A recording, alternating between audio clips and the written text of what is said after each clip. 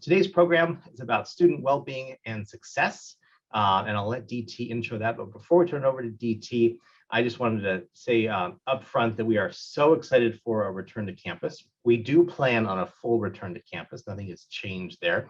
But we do recognize the situation is evolving, and we will evolve with it as well. And that may change certain restrictions or requirements on campus. And while this session is not about the CMC return per se, should we have time at the end for certain questions in the area, we're happy to do so. We will be sharing frequent email messages with our parent community, including one later today, just with some details on the move-in aspect of orientation on August 22nd. So as always, do feel free to email the parent email account, parents@cmc.edu. Jeannie, if you would put that in the chat, that way everyone knows they can reach out really at any time, and we will either answer their question or find the right person to help answer that question as well. So with that, DT, I'll turn it over to you. Thanks for being here. All right, welcome everyone. I'm so glad to see your faces, and it's been really fun for us as people have been logging in to see all of your names, because we're getting really familiar with your students' names, and to have a little bit of a sense of where they're coming from is just a lot of fun for us. So really glad to have you on the call. What we're hoping to do today is to talk a little bit more about the health and well-being resources and strategies that we use both in the Dean of Students office and then overall at the college. As everyone on this call knows, over the last year and a half in particular, our students have had to deal with a lot of stuff. And with that comes some great lessons, and with that comes a lot of challenge, right, and concern, and many of them are feeling this transition with a lot of excitement and also a lot of trepidation. And so what we try to focus on at CMC is thinking about our students as whole people. So not just an academic self or a social self or a residential self, but as whole people who are coming into the college with a whole host of different backgrounds and socialized beliefs and habits of being and ways of studying and all of this stuff. And then they get here and suddenly they're in this big giant mix with a whole bunch of folks. And how do they start to reconcile all of that? How do they start to recalibrate who they are, how they act, who they want to be, and how can we support them in that without handing them answers, but rather coaching them along to solutions, coaching them along to new habits and ways of being that are really going to support their success. I'm joined today by two of my colleagues. One is Sean Rayalazzo, and Sean is our Assistant Dean for Health and Wellbeing. So this is really what he focuses on full time. And then Jess Nielsen is our Assistant Dean for Mental Health and Case Management.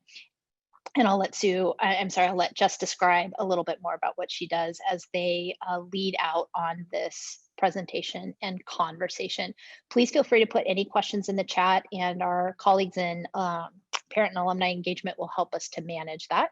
And just really eager to get all your questions answered as we move forward here. Great. Sean and Jess, I'll turn it over to you. Good morning, everybody. Good morning, good afternoon, good evening, good night. I saw some folks who are outside of the United States, so welcome to everyone. We are so excited to chat with you this morning. We'll be giving a lot of information, so we're also going to make sure that at some point we prepare and get this information to you in a PDF or something, so you can feel free to take screenshots of certain things if you need to, but this is also being recorded, so we will make sure to get all that information to you. Again, as DT mentioned, I'm our Assistant Dean of Students for Mental Health and Case Management. I've been here since September of 2017. I'm originally from New York State, but have been in California since 2008. I will let Sean introduce himself, and then we'll talk a little bit more about our specific roles. Hi, everyone. I am Sean Rayalazzo. I use he, him pronouns. I'm the Assistant Dean of Students for Health and Wellbeing. I've been a CMC staff member since December 2015. Started in residential life, so campus housing, overseeing the resident assistant program, and then moved into an Assistant Dean of Students for Academic Success, which we'll touch on a little bit, and then into this role that I'll get in. Actually, this is a good segue into our slide. Quick things about me, from Hawaii, West Coaster, born in Seattle, also Philippine American. So any sort of people who might find those similarities, or even if you just been to Hawaii, I'm from Seattle, but I say Hawaii because it just sounds cooler. So any common thread we have there, happy to talk through that and share our connection in that. Jess and I are this tag team, dynamic duo. We really try to care for our students, as DT said, as whole people. And really, we'll talk about this a little bit more, but try to create transformative and formative experiences for them with different approaches. So I'll speak to a little bit more about what my role covers, and that's a little bit more of like the upstream approaches. And when we say upstream, we really mean kind of like a universal approach for all students, really shifting the culture. So if we think about elements of the US education system that are very much like outcome driven, you need to reach these marks, really shifting the culture of like, how do you bring that sort of sense of achievement with also making sure that you're sustained through the work, through your experience as a college student.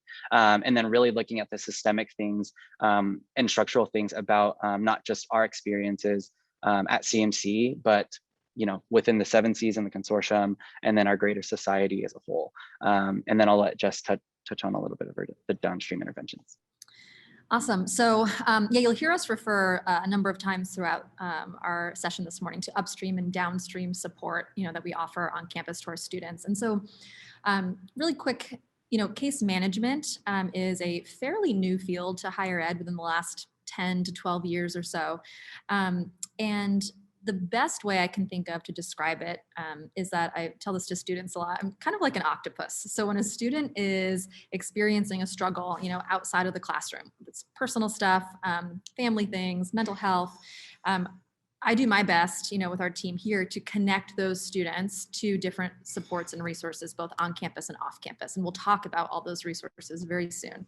And so that's when we talk about downstream, we think about that support that is responsive.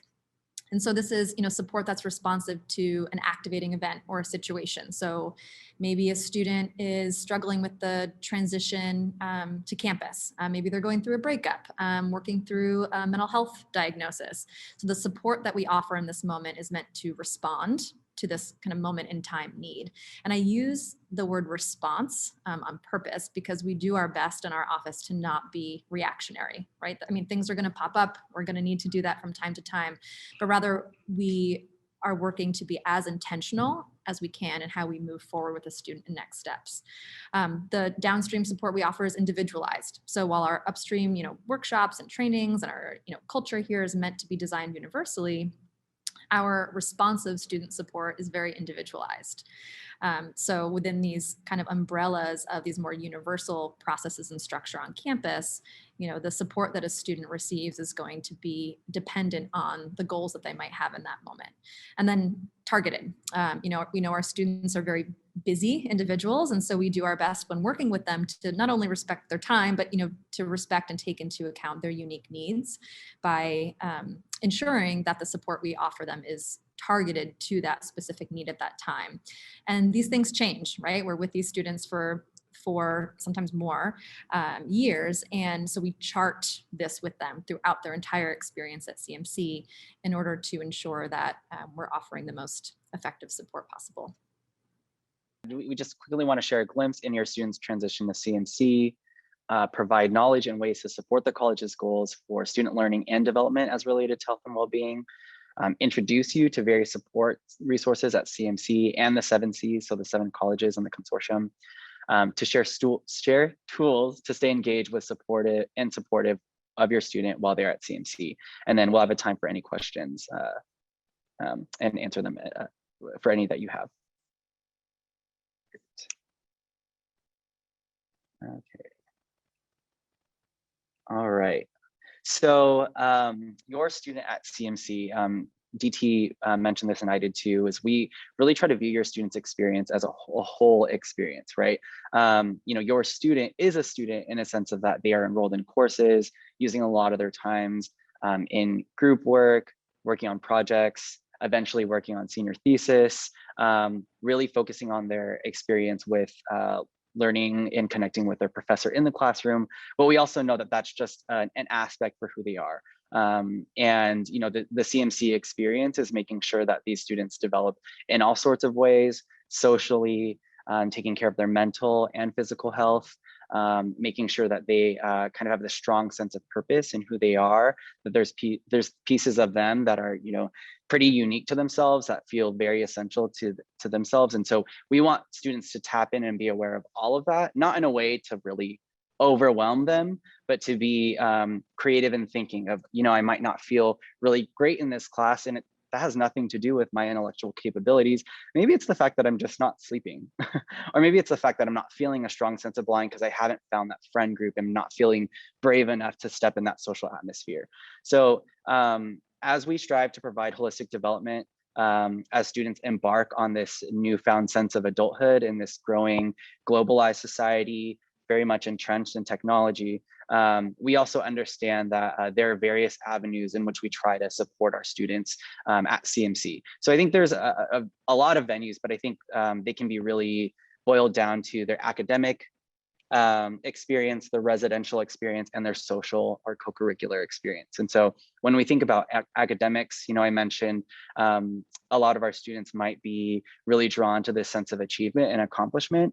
Frankly, it's why they're here and been admitted to CMC, because we trust that they can carry the intellectual weight and rigor that the CMC experience provides.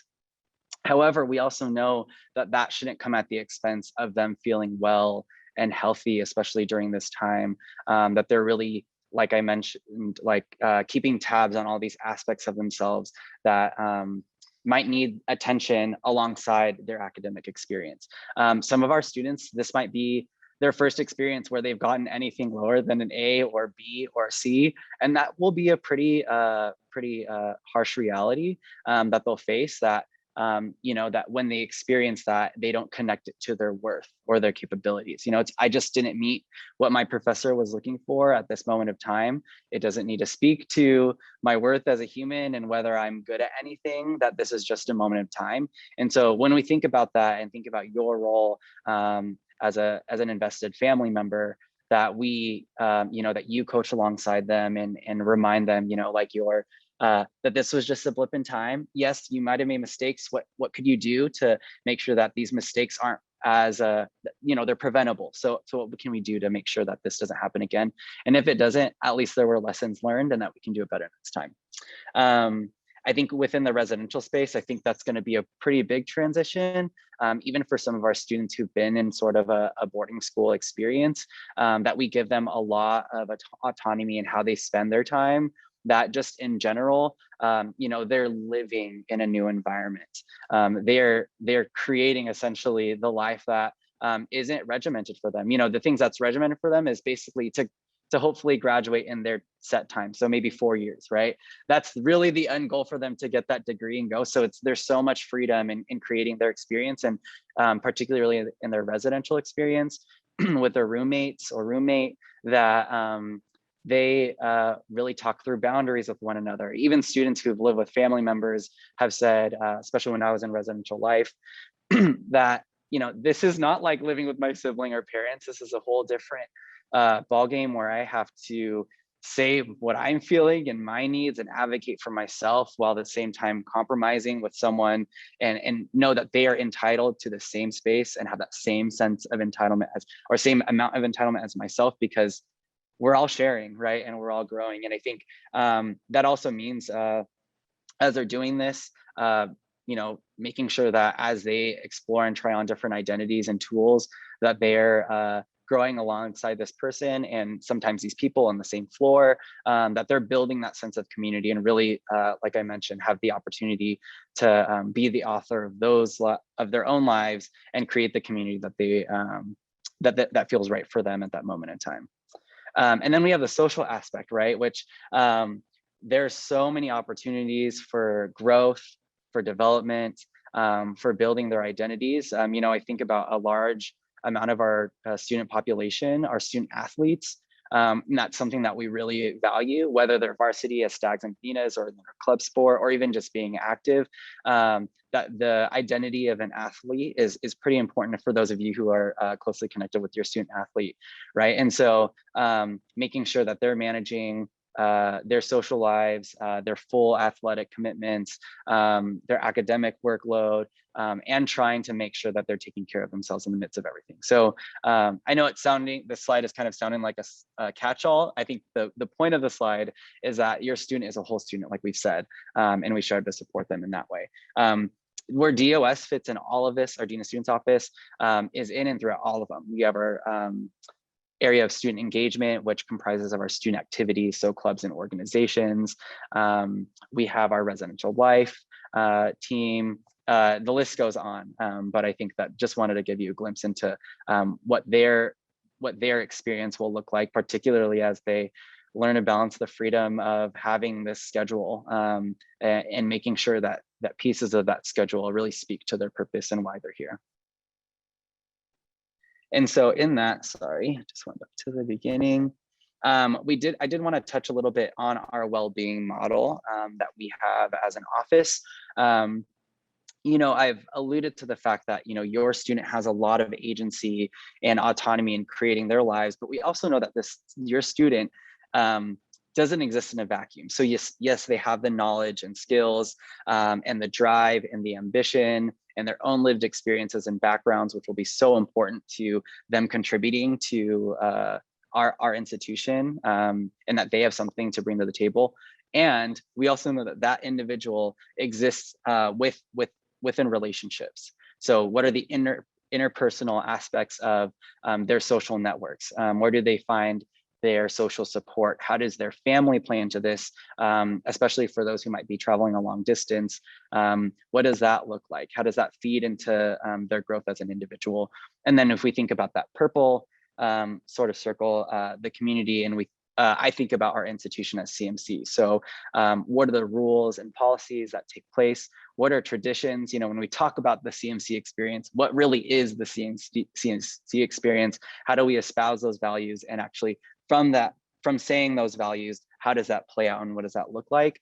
And then beyond that, obviously the global society as a whole. So kind of just walked you through that orange, blue, purple, and green circle. And then knowing within all that, there are different dimensions in which your student upholds that and different aspects that make up who they are. So mental health, physical health, their coping skills, their intellectual development, creativity, and their social development as well. So, they all kind of overlap in different ways, which is why we didn't create a circles. We kind of just said this expands not just for the individual, but all the way up until society. And that's using that framework and using that sense of well-being as opposed to wellness is that, we think that well-being it's comprised more of just the mental and physical, that it goes beyond that.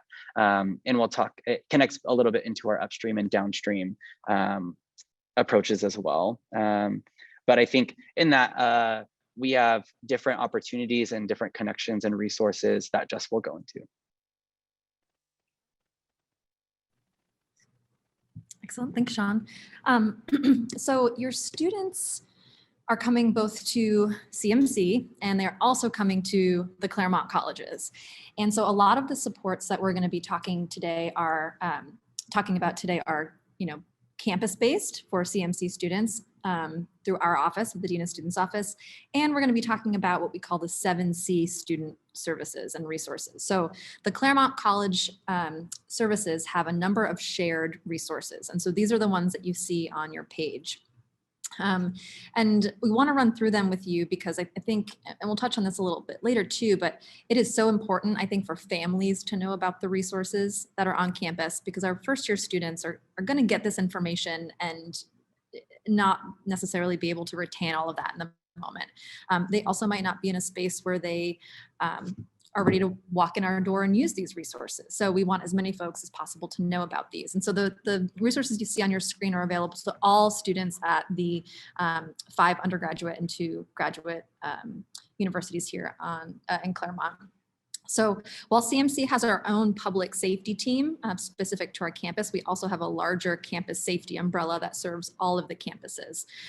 We also have the chaplain's office, which is our interfaith chaplain center, Empower, which is on Scripps campus, which is again available to all students. It's around healthy relationships and sexual misconduct resources. Student Health Services, SHS. You'll also notice as we're talking that there are a lot of acronyms here. And so I wrote them all down so we all know what they are. But you'll often hear folks referring to things as SHS or MCAPS or QRC. But health services and MCAPS, which is our counseling and psychological services, I'm going to go a bit more in depth about in just a moment.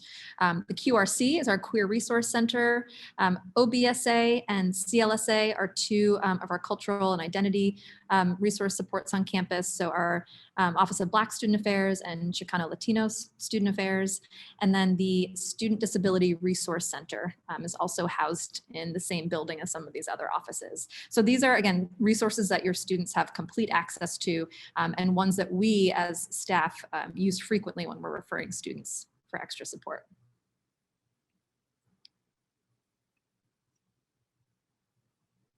So I'm going to run through a little bit about our student health services and our counseling center services. So student health services is located on campus in Tranquata Center. It's the name of the building. And students are able to access free appointments through student health services on campus. They are able to log into a health portal on their website, or they can call this phone number here on the screen and schedule an appointment. All scheduled appointments through SHS are free. If a student needs to drop in, and doesn't call ahead, they may incur a charge of $15. But they can call in the morning and often schedule an appointment for that same day, depending on their symptoms and the severity and the urgency of needing to be seen. We'll run through some of the examples of different services in a moment, but the initial visit is free, and then there are some things that are included, and then other things will incur charges, based on any testing or extra support that a student might need, but that is all discussed with the student ahead of time so they can consult you if need be, on any of those charges. And then all medical services, for students that are 18 and over, which are going to be most of our students on campus, those services are all confidential. And even though both the health services and counseling service offices are located on our campus, they operate like anyone would in the community, and students are protected under the HIPAA privacy laws.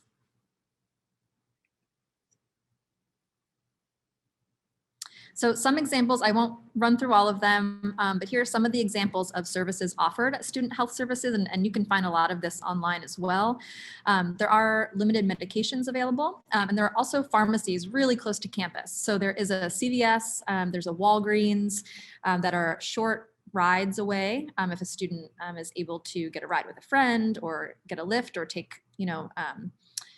another one of the shuttles nearby. There's a CVS in the Target that's not too far from campus.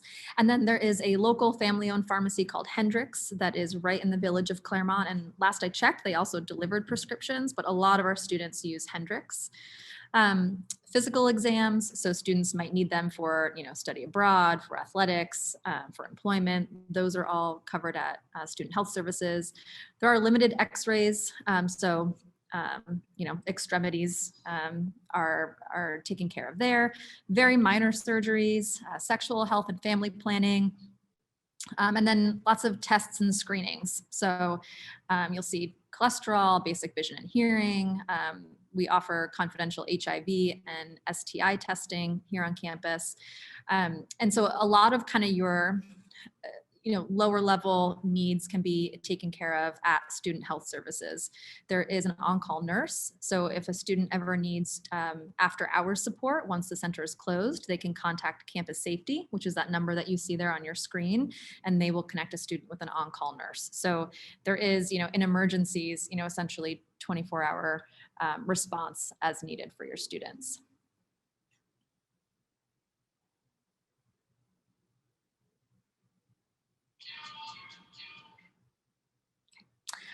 We also have I'll spend just a couple minutes on this.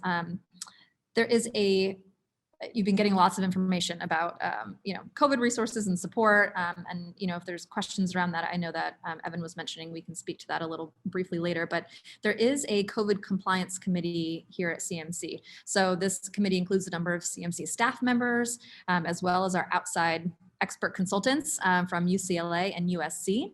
And then we work with a group called Hamilton Health Box, and they are our consultative and on the ground team for all things COVID at Claremont McKenna. They have a designated clinician located here on campus, Shivani Lal. You'll see her there on your screen. She has been with us since last year. We've been consulting with Hamilton Health Box, since all of this started. They've been an incredible partner. And Shivani does our, student and staff COVID testing, follow-up if needed, guidance, when folks have symptoms or questions. DT, who is here with us this morning, is on the committee and can answer any questions that you might have about that a little later.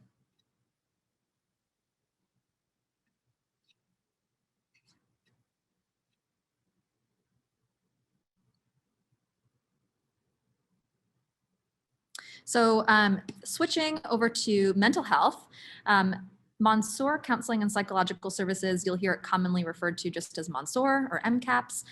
Monsour offers brief individual counseling for students, so 8 to 10 sessions or so, and I'll walk through in a moment just how that might look for a student. They offer psychiatric medication management, so there are 3 psychiatrists that work in the community and also spend a number of days here on campus. So students are able to receive psychiatric care on campus. All of these appointments are free for students. Monsour offers screenings for anxiety and depression.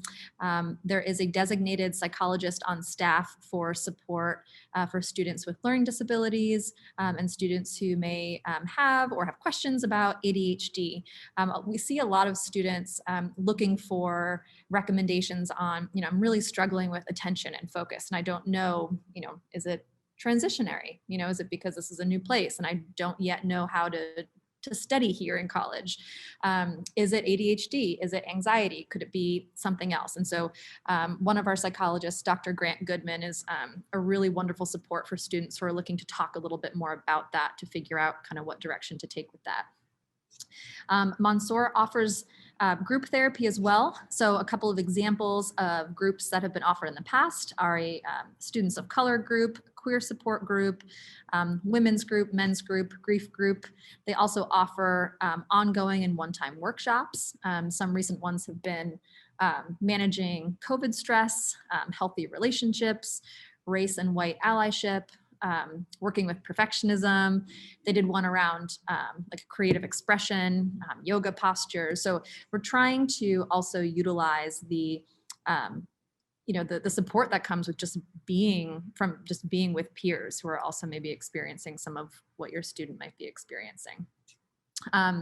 Monsour is a great resource for folks who are looking to, take their care beyond the on-campus counseling center, for students who might need a little bit longer term care or brief therapy, maybe just isn't the right fit.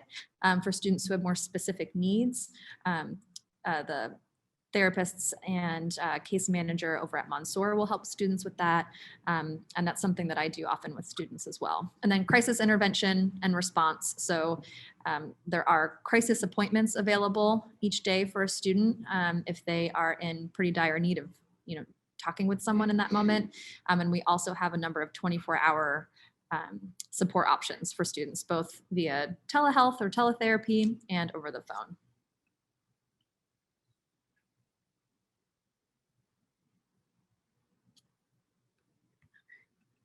So wanted to just run over really quickly kind of the model that Monsour uses, and this is just new as of the last year.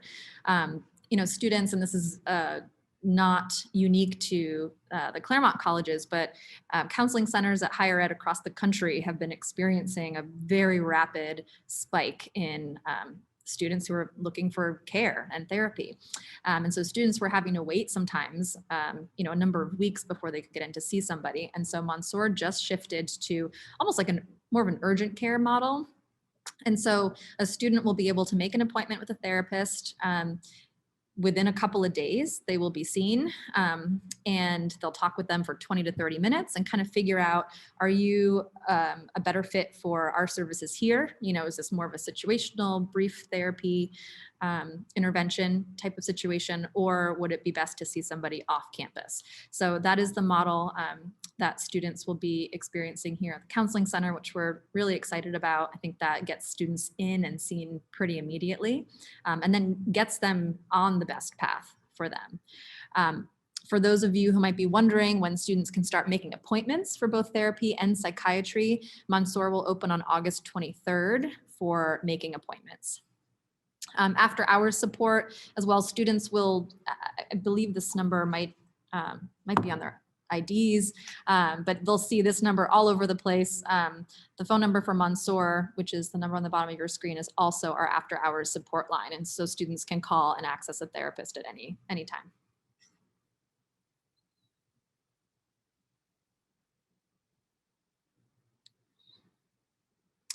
One thing that we added to our both physical and mental health toolbox last year was a partnership with Timely MD. This is a virtual care option for students, both telemedicine and teletherapy.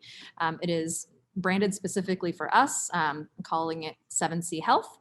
This is a resource for all students. They have access to 24/7 care for free via a video platform online. There are unlimited on-demand sessions for students. And what I mean when I say on-demand is if a student is in crisis, it could be 3 p.m. or 3 a.m. If they just want to talk to somebody in that moment, they can log on.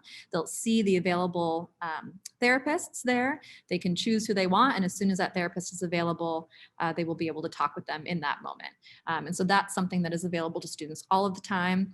Something that we're really, really excited about is that this year, students will be able to schedule up to 12 free sessions with a therapist. And so this is different from those on-demand sessions that I just mentioned, in that a student can go online, see the available clinicians, choose one that they think might be the best match for them, and then schedule like weekly, every Thursday at 4 p.m. they're going to meet with Dr. So-and-so.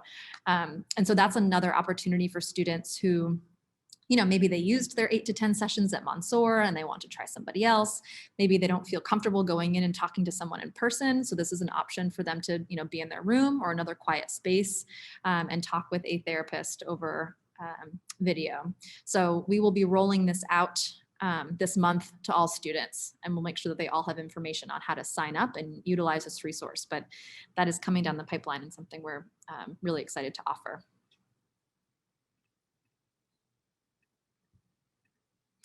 And so I've been talking a lot about the different resources on campus, the different offices and buildings and apps and programs. And I wanted to spend a minute talking a little bit more about what it is that our case management team does. And so we work really, really closely, as I was mentioning earlier, with our students to develop a plan that is catered to meet each of their individual needs. And students, for example, a lot of students are coming to campus with pre-existing coping skills, right, for how to navigate their depression or anxiety or relational issues, financial stressors, family stressors. And while that might be super under control right now at home, what we often see is that when students transition to a new environment, not all of those things still will work for them. So one thing that we do, case management, so myself and we'll have a graduate assistant working with us this year, which we're really looking forward to. Her name's Brenda Orozco. The two of us will be working a lot with students one-on-one to ensure that they are receiving support to help amplify existing coping skills and learn new ones. I think that's a really big thing that students encounter when they're here on campus, is learning how to cope, especially when they're major support systems, which, for many students, it's you on this call, when you're not in the next room, for example. So one thing that we really help them with is not navigating, the on and off campus resources. So running through all the stuff that I just mentioned with you. We also work with, helping students to connect with 12-step programs, other types of support, individual meetings to monitor their well-being and emotional health goals. Crisis response is available. So we have an on-call dean system and for any sort of mental health crisis that might pop up after hours. We have a great strategy and process in line for getting those students support. One thing that we also offer for students is QPR training. That stands for Question, Persuade, Refer. And what that is mental health's kind of, the simplest way to put it is mental health's response to CPR. So when a student is maybe experiencing a mental health crisis or they're in distress, it's a suicide prevention and awareness training that we offer to different students, faculty, staff on campus. And then how we do what we do, we really strive to take a transformational versus a transactional approach. And what I mean by that is that we're not just a place where students are coming in to get a form signed. We sit with them, we work with them to figure out the why behind we're moving forward in the way that we are. And I think someone might have mentioned this earlier, but we're kind of coaching, right? So the self-authorship framework, which is how our office or what our office operates within, is really to help students figure out the best path forward for them and to really walk with them while they were doing that. Thanks, Jess. So I'll talk a little bit more about kind of revisiting the well-being, but not necessarily going into the framework.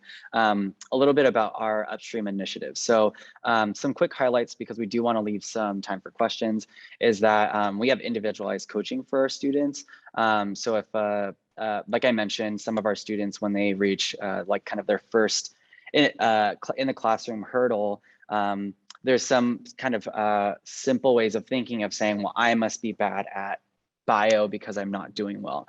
Well, we, I think, as a whole office, really try to coach our students and saying, well, tell me about what's going on. How are you doing in feeling connected to the community? Are you reaching out to your professors for help? Help seeking is not a sign of weakness, but instead a strength and skill you can utilize. Starting here at CMC, there are so many resources to support you.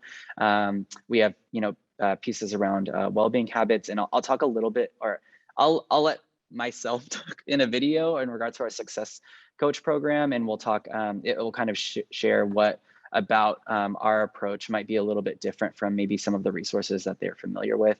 But we have different workshops and events related to health and well-being. One of our events is Fresh Check Day, which is an annual event to bolster the conversation around mental health and encouraging support around the community, because the stigma around how people are doing and managing their mental health is still pretty prevalent, particularly in an achievement based community. And so really trying to build those authentic conversations and sense of support. Yeah, so let me go into the success coaches. All right, this video actually, probably if we just jump into it, be good to watch. Life at CMC can feel like an all-you-can-eat buffet of options, which is an incredible thing, but along with it come some questions like, how can I use my time wisely? What are my priorities?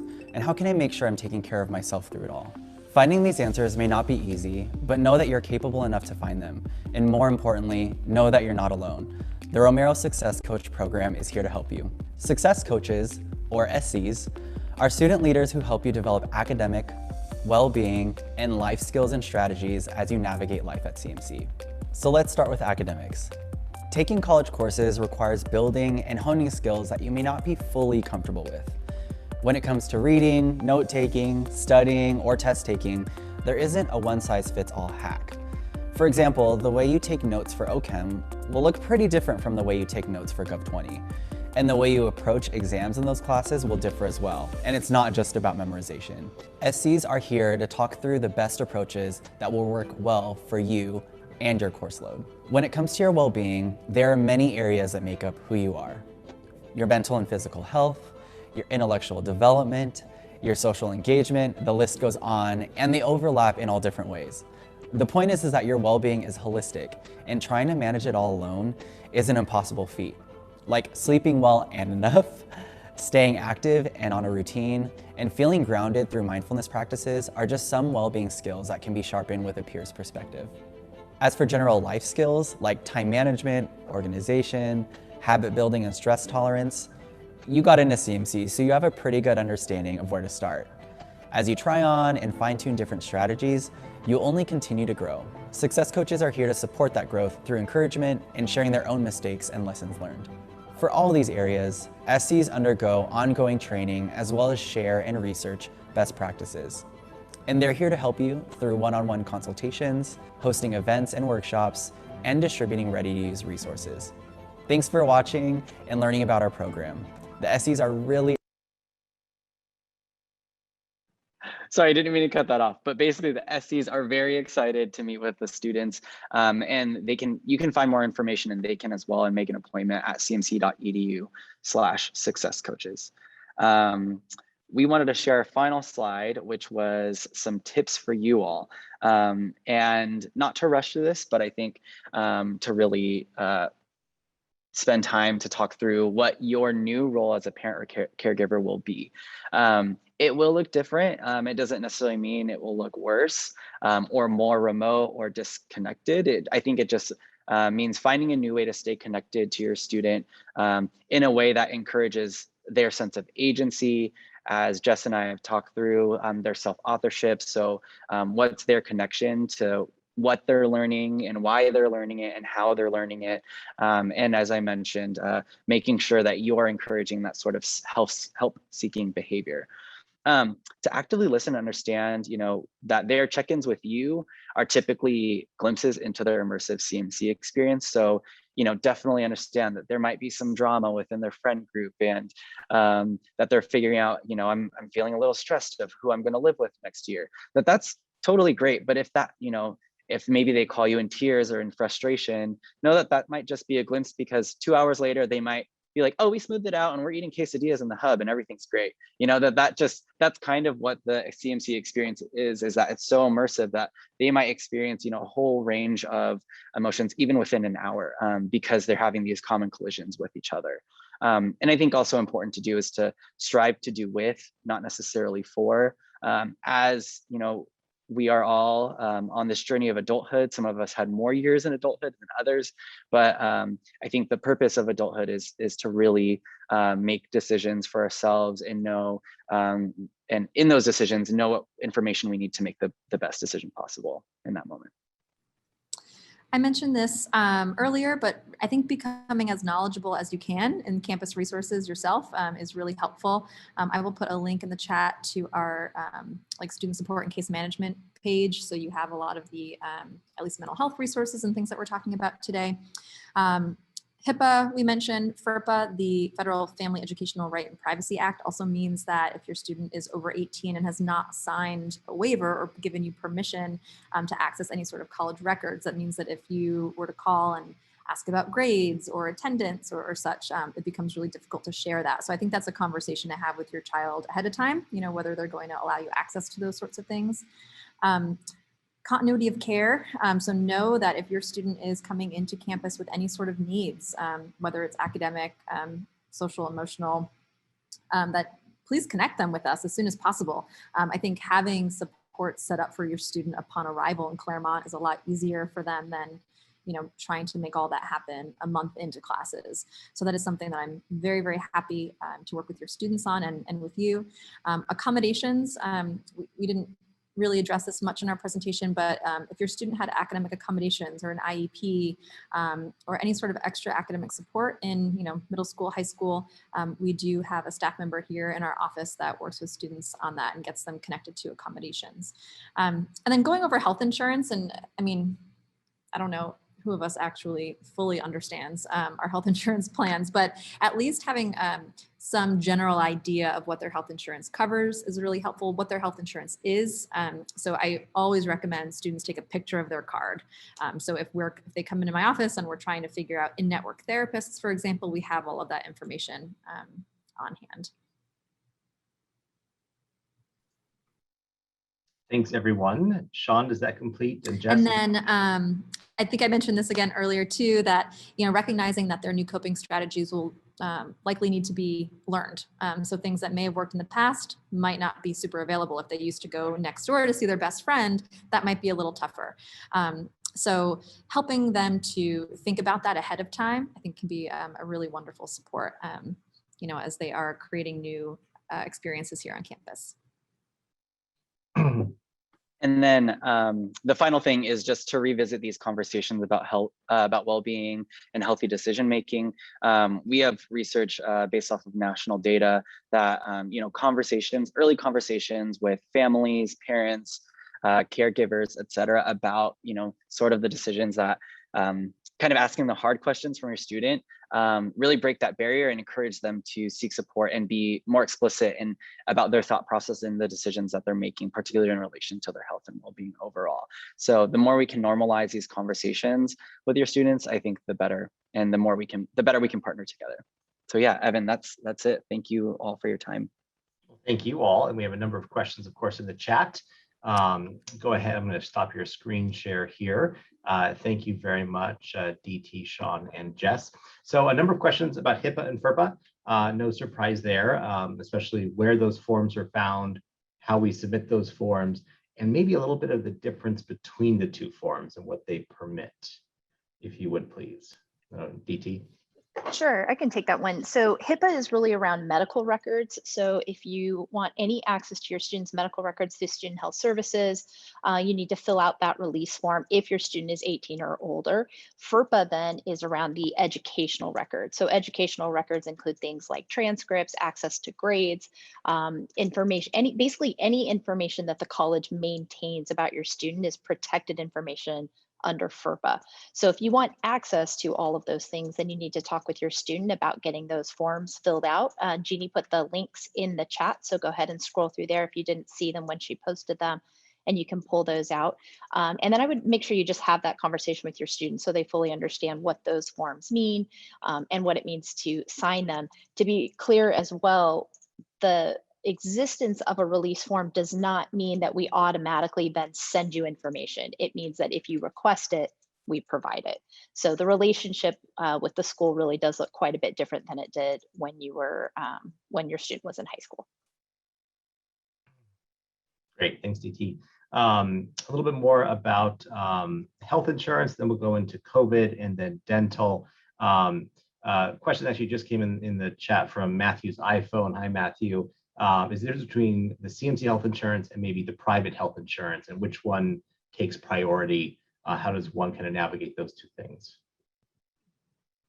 So students who have adequate coverage through their family insurance do not need to enroll in SHIP, the Student Health Insurance Plan. So those students can fill out a waiver to request that they'll have to state kind of their current coverage, and they can opt out of the student health insurance if their family and private insurance is adequate. If a student would like to be enrolled with both, then one can be your secondary insurance. Thanks, Jess. DT, probably a question for you. A lot of questions about COVID protocols. What happens if my child tests positive? Maybe what our quarantine isolation program looks like. I know we've been doing a lot of work on that. So if you would please. Sure. Just to give you a sense of where we're at in LA County. So the county released guidelines for institutions of higher ed last Thursday. I think they came out on Friday. And then this morning, actually, they released their exposure management plan guidelines, which basically means if there's a case, then what? Our current plan, first of all, let me just give you a sense of where we're at in terms of our vaccination rate. So currently, we have reported 97% of students have reported full or partial vaccination. Those that are only partially vaccinated, we are working with them. So some of them had difficulty accessing the vaccine, and they're getting their final shot in the next week or so. And then the small group, I think we have 50 students remaining who have not yet reported a vaccine. And those students are largely international students who have not been able to access it in their country. So they're coming early, and they will start their vaccination series upon arrival. Many of them are arriving actually this week, and then they're doing their quarantine and should be good to go before classes start. We have very few exemptions right now. I think we have 6 students in total who have qualified for a vaccine exemption. So we're in pretty good shape in terms of our overall vaccination rates, and the vaccination rates among faculty and staff are also quite high. They have not been mandated to vaccine at this point, and so they're a little bit lower than what I've reported for students, but I think we're at over 85% among staff and over 94% among faculty, I believe are the numbers currently. So we're in good shape as far as that goes. we are going to test all students within the first 2 weeks of their arrival. So the general guidance is that student will be tested twice, actually, after they arrive. So we will test everyone within basically 3 to 5 days of their arrival, and then again about a week later, so that we have a really good baseline sense of where everybody's at. We have a health clinic that is working on our campus called Hamilton Health Box, and that was touched on a little bit earlier. So Student Health Services is still 100% functional. It's where all of our students go for everything not COVID related. But then we have a COVID specific clinic on our campus where students will go for testing, and then any kind of follow-up, including contact tracing that should emerge from a positive test. If we have a positive test, we do have isolation housing spaces that are available immediately adjacent to the campus. And so students will be temporarily moved into those spaces. We have shelf-ready food, and then we also have food delivery services set up every day. So the students will have food delivered to their location. They'll also get daily medical check-ins from our Hamilton Health Box team. And then, of course, our Dean of Students office is notified so that we're able to work with that student in terms of academic continuity, making sure they're doing okay emotionally, socially, all of the things that come into play. How do I communicate with faculty? How do I think about my job? What about my sport? Those sorts of things. We are seeing in LA County and actually across the country, as you know, some breakthrough infections. So while I'm really glad that our vaccination rates are so high, I fully expect that we will have some students, faculty and staff, frankly, who end up with COVID. What we're seeing at this point is that the severity of their infection is a lot less. They're doing really well for the most part if they've been vaccinated, so that's very encouraging. But our isolation protocols are still in place. So if even if vaccinated, if you get COVID, you will still be in the isolation for 10 days. We have a whole protocol, so it's before we can share the whole protocol. I won't go into detail here, but it's quite detailed. Maybe that's a start, Evan. I don't know if you have some additional, more specific questions you'd like me to address. I think that covers most of the COVID pieces. So if there's anything else, please do put it in the chat. There's a question about dental coverage. I know, Jess, you did respond to it, but it might be good to kind of reiterate the dental insurance that we do not have, but Yeah, there's absolutely. emergency coverages. Yeah, so for students who are who do enroll in the student health insurance plan, which is through Aetna, we do not have like annual regular dental coverage. So we recommend that students, if they have insurance at home, that they get their, twice yearly dental visits back at home. Or here, if they have private insurance, that's fine. But if there is a medical emergency, for example, someone falls and breaks teeth, for example, that sort of coverage is in the SHIP Aetna plan. Does that answer that question? Great. Yes, thank you. Also, really quick is vision as well. I believe there's one vision appointment allotted a year. Great, thank you.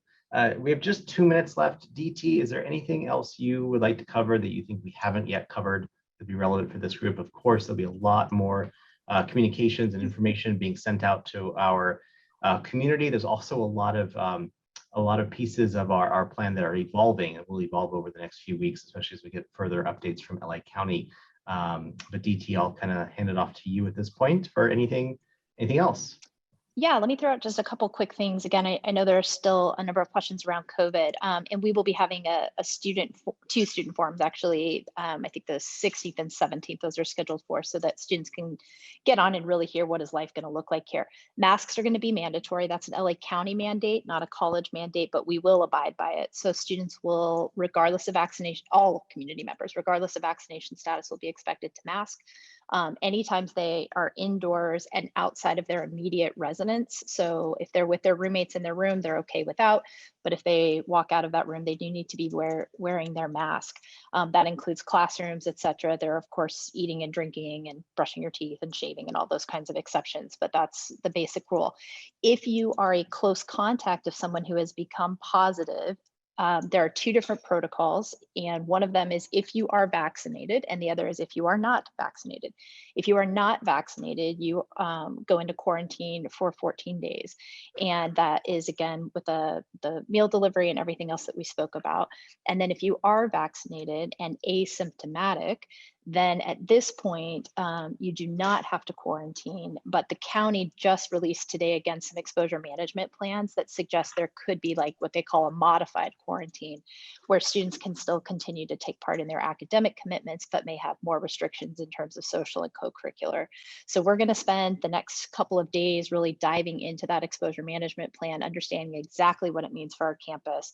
And then we're putting together a very extensive FAQ that will go out to all the community so that people can get those questions answered. Okay, thanks, DT. Do remember we have a lot of information on the CMC website, including the CMC Returns website, and we'll be sending out emails frequently as well, so do check your email. We hope to see you tomorrow for our conversation on academic requirements with our Registrar and Assistant Vice President for Academic Affairs, Elizabeth Morgan. We have recorded this session, and it will be up online in about 3 days onto the family orientation section of the cmc.edu website. So with that, a big thanks to DT, Sean, and Jess for your time and your work. I know we're doing a lot. We're always doing a lot, but we're really doing a lot for this year. So appreciate you taking an hour out of your day and presenting to our incoming parent community as well. So with that, feel free to say hello, goodbye, say unmute, and we hope to see you tomorrow at 3:30 for academic requirements. Bye, everyone.